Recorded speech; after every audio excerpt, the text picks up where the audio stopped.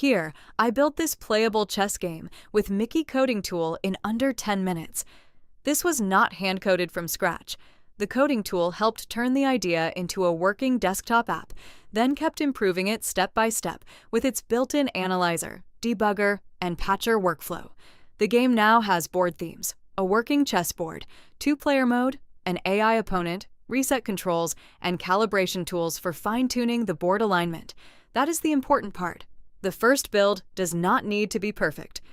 Micky Coding Tool is designed to inspect what is wrong, work out what needs changing, and patch the app until it behaves the way you want.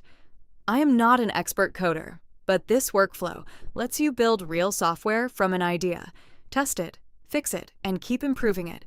This is only a quick demo, but it shows the bigger goal, making app development easier for anyone with an idea.